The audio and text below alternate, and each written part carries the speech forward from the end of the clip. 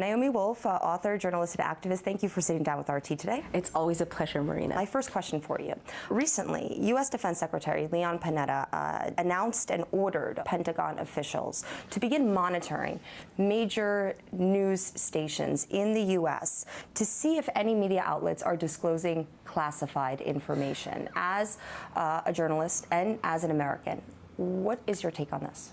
I mean, you know, my immediate take is a profound feeling of nausea and a sense that somehow the United States has collapsed into, you know, the Soviet Union circa sort of mid-30s.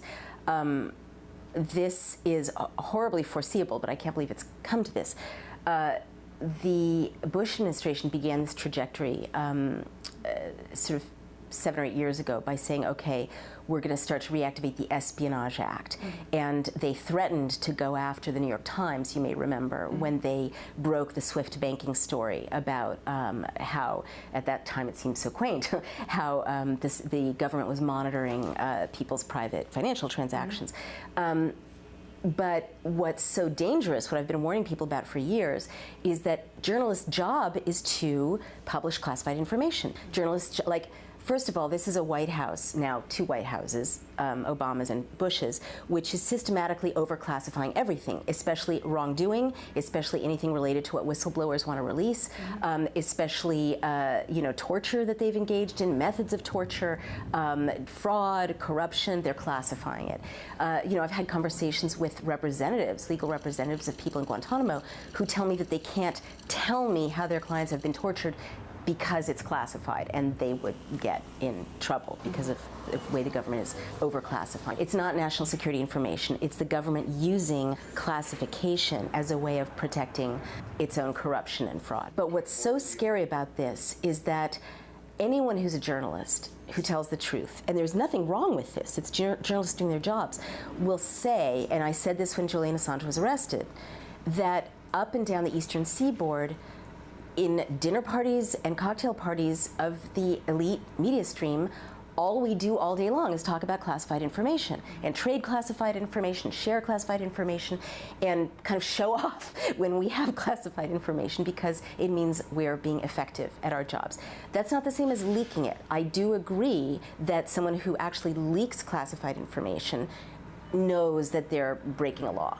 You know, I'm not saying there's no reason not to have classification in a working democracy. But the job of journalists is to publish classified information that is brought to them that's in the public interest. And so now, if you've got the government saying, they're like literally, it's like mafia tactics. I can't believe it's come to this. The government is saying to journalists everywhere in America, we're going to intimidate you, and we're going to threaten you, and we're threatening you with serious legal penalties like prison time if you do your job. And I mean, it's like, that's what they do in China, you know? I mean, I just can't even believe it's come to this. Obviously, journalists publish classified information because that's how we know we're living in a democracy. You brought up Julian Assange, founder of WikiLeaks. What do you think will happen to him if he ends up in the U.S.? Yeah, I mean, in an ideal world, obviously I believe in the rule of law, and in an ideal world, you know, he would go safely to Sweden, and you know, the women who have accused him would have their day in court. He would have his day in court, and justice would be impartial.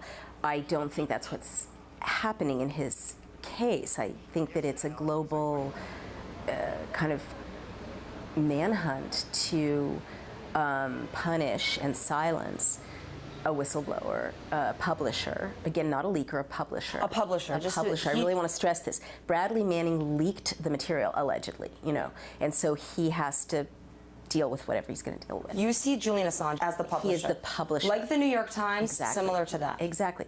It's Dan Ellsberg is to Bradley Manning as the New York Times is to Julian Assange.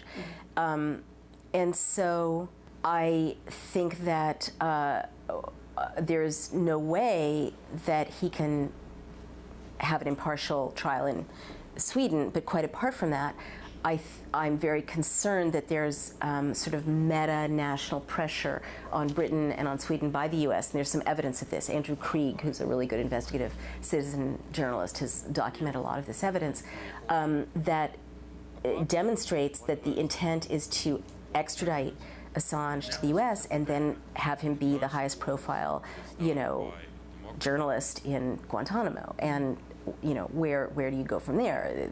People have been there for 10 years without charge or trial.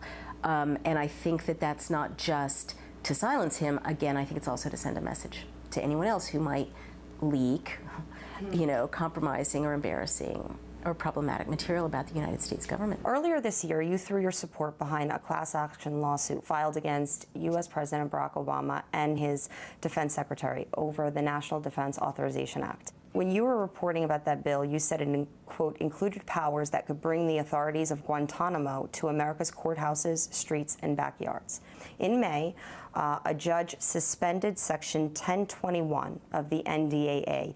You were actually in the courthouse. It's quite amazing, and this judge, more than anyone. The National Defense Authorization Act is an absolutely terrifying piece of legislation. So Section 1021 was the section that explicitly said this gives the president the power to round up anyone without charge or trial and hold them forever. Chris Hedges, a very brave journalist, brought this forward, as well as many activists, including an Occupy activist from London. And the president's lawyers were in the court, and I was there listening to this, and to my shame, there were like 1.5 reporters in the room, none of them from major U.S. news outlets. Well, the most important thing ever to have happened to that point was happening. And the government's lawyers basically confirmed that Chris Hedges could be detained forever for reporting on the Taliban or reporting on people who could be classified as enemy combatants. They confirmed that that was indeed the case. Or if someone wrote a book about enemy combatants that in any way was sympathetic to the point of view that, the U.S. had too much power in, this part of the world, or, crazy examples of sweeping powers to detain American citizens and to criminalize dissent, criminalize journalism. And so this very brave judge listened to the evidence, which wasn't hard to miss because it was so confirmed by these lawyers that that's what this would do.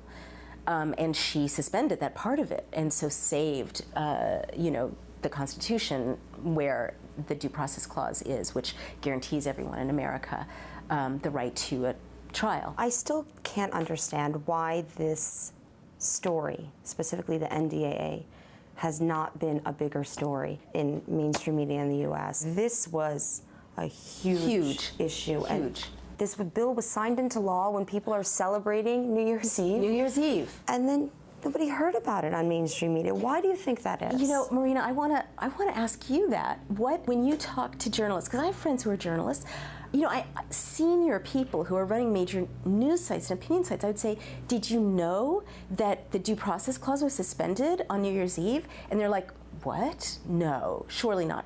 And they don't believe it because they didn't see, a wave of coverage, any coverage. It would be buried and obfuscated.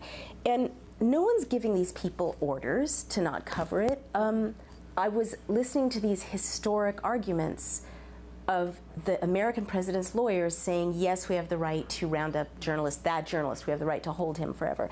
And there was no ABC, no NBC, no NPR, no CNN, no Fox News.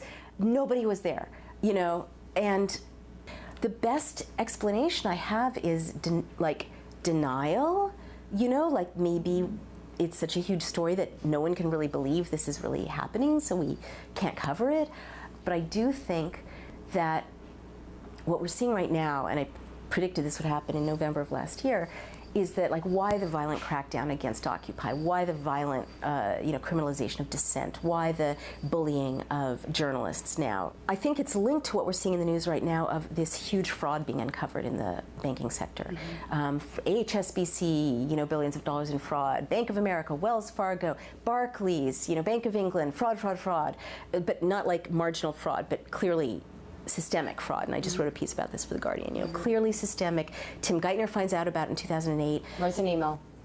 Writes an email, doesn't leak the news, doesn't call a press conference, and then, becomes Treasury Secretary. So it's clear that, there's a small group of guys and girls who are in on massive fraud. And So the Occupy movement, journalists, threaten to uncover a lot of crimes if the books are ever opened. And in an email world, in an electronic world, these crimes are forever. They last forever. So that now is my working theory about why we're seeing such sudden, violent crackdown on reporting, on dissent, on whistleblowers, that otherwise a lot of people would go to jail for the crimes that they've been committing.